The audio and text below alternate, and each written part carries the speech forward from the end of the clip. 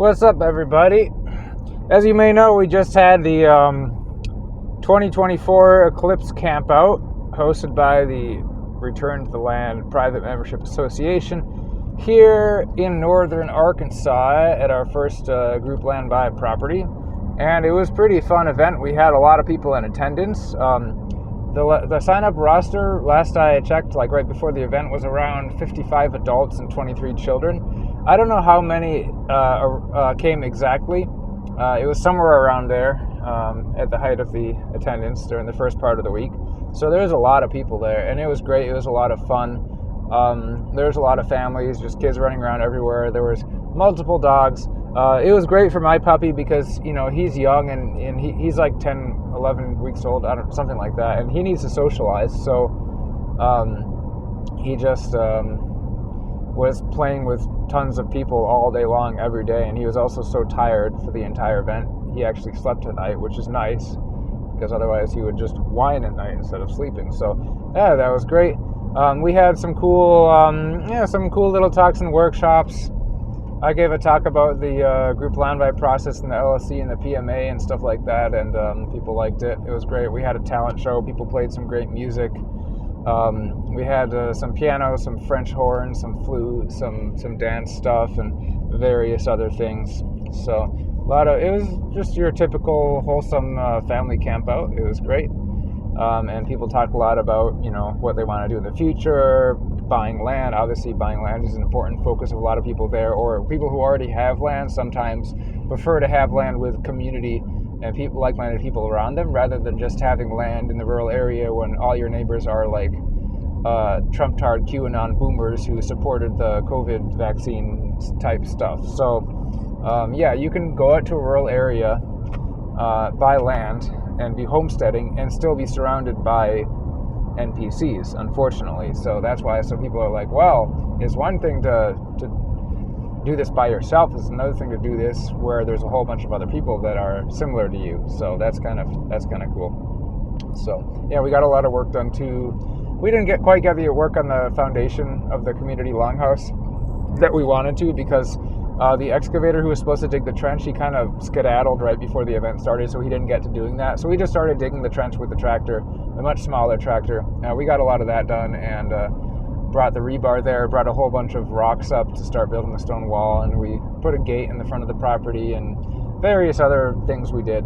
We had a lot of people there. So in the community spirit, we did, you know, work to help the community. So it was great. And we started also looking at some properties for purchasing more land in the future in the area. And there's also a group of guys who are interested, several groups of guys who want to buy land up in Missouri and do, which is, you know, we're right next to Missouri, and do a similar group land buy there under the Return to the Land organization.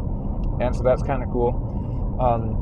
We do have a sub chat for that now in our PMA chat. So if you're in the Ozarks Association, you're on the Telegram chat. We made a subtopic for the Missouri group as well, in addition to the people who, you know, the group who wants to buy land nearby us in northern Arkansas. Missouri and Arkansas are very similar states in terms of their laws, their homeschooling laws, their gun laws, their self-defense laws, the general conservativeness of the state. In many ways, Missouri has better, I want to say Missouri probably has better demographics overall, because southern Arkansas does not. But Missouri is also significantly colder, especially once you get up to northern Missouri. So there's those things to consider. But a lot of people just want to be, you know, for various reasons. Some of them already are in Missouri and they just want to stay in Missouri. Other people, for whatever reason, or maybe they know people in that group. So we have a couple of groups going of people who are interested in buying another property, and there are still some shares left for sale in our first LLC, which means there is some land left on the property. A few different lots that are allocated to those shares. And if you're really interested in learning even more about, this process, I gave a nice presentation at the campout, but someone put me in contact with the guys who are running an event in Memphis, Tennessee in June, I think. And so I think it's called the Old Glory Club or something. It's basically a bunch of kind of, you know, base conservatives that get together and do talks on various topics about the future of our people and all that. So I got in touch with them, and told them, hey, if you want me to do a talk on this whole land purchase process, which is basically forming a neighborhood with people you want to form a neighborhood with in a private club fashion, right? And they said, yeah, they're going to make their decision on final speakers and the schedule in May, so they're going to let me know. So sometime in May I'll know, and I'll tell you guys if I'm going to be speaking at that event, so then you can go to that event if you want. You can buy a ticket or whatever. And that's going to be fun. That's going to be in Memphis in June. But like I said, I don't know yet. I'm just in contact with them, and it sounds promising, so we'll see. But if anyone knows of any other events in the area where people might be interested in a presentation on the legal structure behind what we're doing with Return to the Land, let me know. I'd probably be interested in explaining it all, and I'm probably going to put a really good video up on the subject, as I've already made a bunch of videos talking about different aspects of it, but I really need basically a seminal video where I just talk for like 2 hours explaining everything, because some people really just want to know how it all works, and they have tons of questions. So the Q&A that we had at the festival was great. People asked a lot of good questions about these types of things, and that of course spurs me to do more research, because I don't know the answers to all the questions. So I'm always doing more legal research on this process, and especially some people make false claims about the law. So if you're researching a question and you go on Reddit, you're going to see a comment by someone who's pretending to be a lawyer, and they're going to say, well, you can't do this, and they link to the law, the U.S. code, and you click on it and it says the opposite of what they're saying. So you can do that. You know what I mean? Like, people misrepresent things on the internet all the time, so you have to really look into it and see. You have to actually read the statutes, the laws yourself to find out what's going on. So, and what else is going on? Oh yeah, so Israel. Oh man, the news is so stupid. People a long time ago, they're like, oh, first of all, they're like, you look like Styx Hexenhammer. I'm like, okay. Well, that was back when I had long hair. And then they're like, oh, you should do what he does. Like, you should do what Styx does and like sit down and read. Oh, my radio has low voltage. Those of you with Baofings recognize that voice. Low voltage. I don't know where it is, so I can't turn it off. Anyways, and they're like, you should do what Styx does and just have a video every few days where you just like read the news and offer your commentary on it. Guys, I would love to do that, but the news is so stupid, and most of it is fake and gay, so it would be pointless. But, just like the thing about Israel, everyone was freaking out yesterday evening about Israel. This is finally it. This is finally World War III. Okay. But even on like Al Jazeera Live, they were like, there's going to be very little damage from this attack. This is basically just like a token attack for Iran to save face. But they're purposely, there's my radio, they're purposely not doing enough. I'm part of the Long Whip Club, as you can see. They're purposely not doing enough damage to elicit a strong, counterattack from Israel. And of course, whatever. I don't know what's going to happen with Israel. I don't really care. Are they going to drag us into World War III? They know they can't. That's why base Biden is telling Netanyahu to stop kvetching about it, because as much as they want to go to war for Israel, they know that the majority of the American public does not really support Israel. There's just a small people who go to evangelical churches that have Israel flags raised up, and they incorrectly teach you that the Jews are God-chosen people and the promised land belongs to them, and which is not really true, because the Jews are the Edomites, not the Israelites. But anyways, people like that support Israel, and some boomer cons, but most people really are not. Especially the left. The left has really turned on Israel these days, and the people on the left are still like they're rabidly against like Nazis and anti-Semitism, but they also hate Israel because of what they're doing to Palestine. So they're kind of torn, but in the end, they're not going to support Israel, and they're definitely not going to support a war to defend Israel. So that's why Biden is basically telling a Jewish man to stop kvetching, which, as you know, it's probably kind of pointless. He's telling Netanyahu basically stop complaining, just take the win, and Netanyahu is like, oh, I'm going to do all this stuff and we're going to attack within 24 hours. And, like I said, the news is all fake and gay.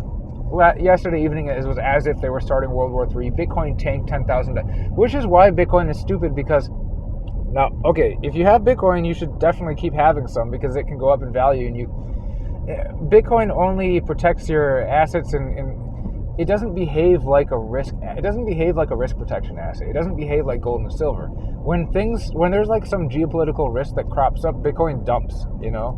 Because in the grand scheme of things, in terms of like the internet and the grid and things like that, Bitcoin is still pretty fragile.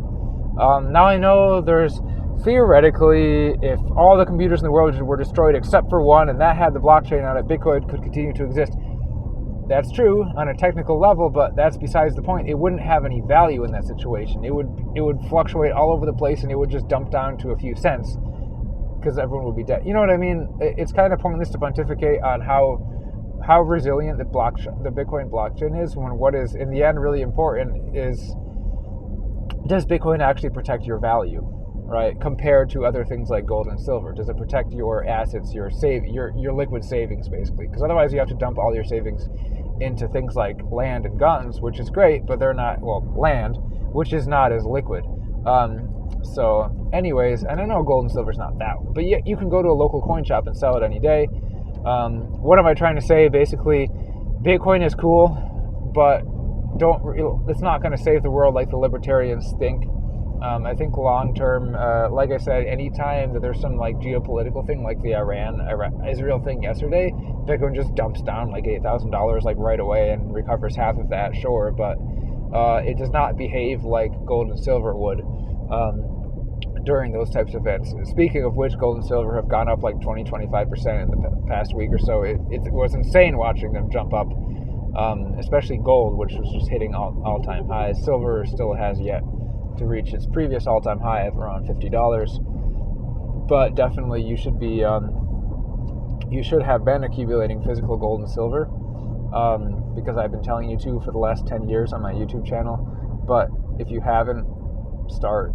Even though it's going up now, just start. If you're not into anything, then just start with silver. And if you want to foray into experimental things, then gold and Bitcoin. But silver is really where it's at in terms of the gains we're going to see in precious metals. So get mostly silver, a little bit of gold, and if you're feeling experimental, get some Bitcoin as well. But we'll see what happens. But like I said, it does not behave like a risk protection asset as much as the libertarians, or the Lalbertardians, as I want to call them, as much as they would have you believe. So I'm driving over Norfolk Lake right now, I think it's called. It's a beautiful lake in Arkansas, right before Mountain Home, which is also a beautiful town in northern Arkansas. Really great places to be. Hopefully I can take a boat around this lake someday. That would be great. Anyways, I could show it to you, but I would just get into an accident trying to hold my phone around. I don't do stuff like that. I don't text while I'm driving. That's gay. If you text while driving, you're gay. That's all I got to say. Make sure you check out returntotheland.org and subscribe to my Telegram channel, and I guess my Instagram, which I don't use, and I kind of stopped using Twitter. You should still subscribe to me on there, because once every month I share something. So Telegram is just where I know Telegram's lame, and it's so 5 years ago, but that's where I'm at. So have a great day, everybody. returntotheland.org.